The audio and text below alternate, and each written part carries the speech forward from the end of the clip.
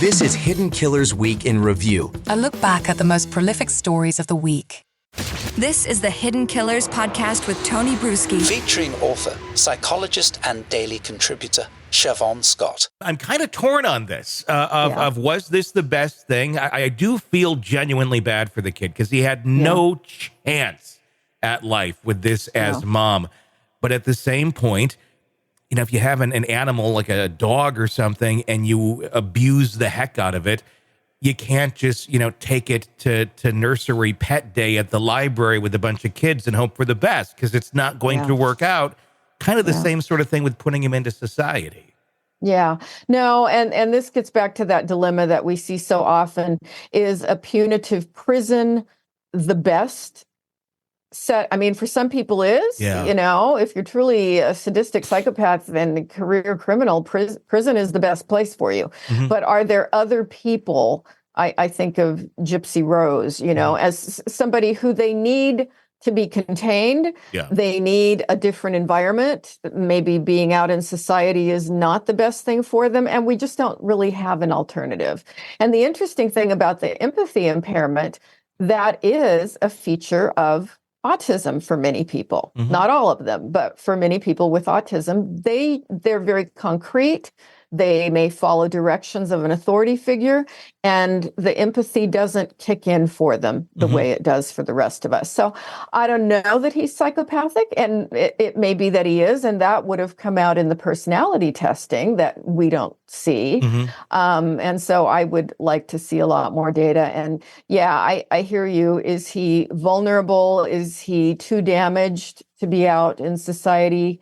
But again, he's a person I would rather see him in a state institution, like a state hospital, a locked facility, or something like that, rather than a hardcore prison. Is something like that just not an option for sentencing, or is that the choice of the judge of saying, well, prison is what you're going to? Was there not an option always to send someone to a state prison or a facility? Yeah, I'm not sure in that state of all the legal, you know, ramifications, because again, it differs state to state, which is kind of crazy. But there may not have been an option for that. When you look at him, one of the criticisms of the judge was, I don't believe you feel guilt here. I don't believe you feel that you've done something wrong. I feel that you feel bad because you got caught, but not for the actual crime itself.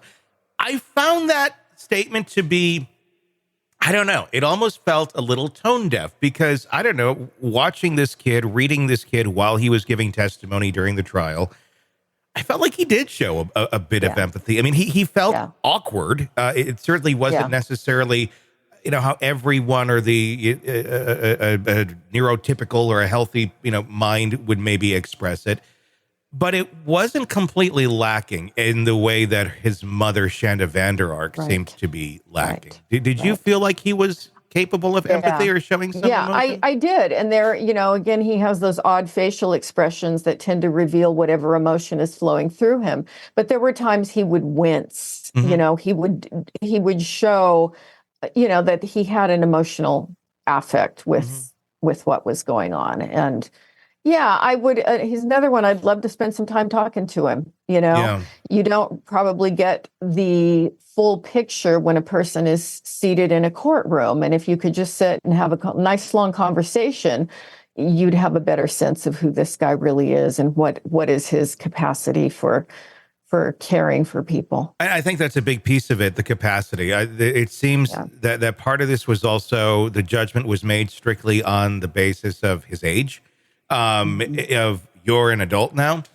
I don't think he was an adult mentally. Capacity wise, probably more like a 14, 15-year-old, because I think he probably got stunted back there by mom. So, I mean, the fact, I mean, if let's say this happened when he was 17 years old, I don't know that he'd be going to prison for 30 years. I mean, granted, you know, 4 short years later when he's 21, 22, something around there. I don't think he's probably changed all that much from that age or grown mentally. So yes, on number scale, is he 20 something? Sure. He never left home. He still stayed with mom, probably still playing the same role he played when he was 14, 15. And that has never changed. So it's, yes, an adult, but also hard to judge him that way because just because it's on paper doesn't mean it's there. No, very true. And that's one of those nuances that the court may not be adept at picking up on and understanding, unfortunately. But that's how he struck me from the beginning. He seemed much younger than his age. Yeah, it's just a sad case all around. Horrible. Who knows what's going to happen there in prison? Maybe justice was served. Maybe, I don't know. At the end of the day, there's a kid that's dead, and those who were responsible are behind bars. So I guess that's somewhat of a win. Yeah, really sad. Want to listen ad-free? Want advanced access to all of our interviews before anyone else?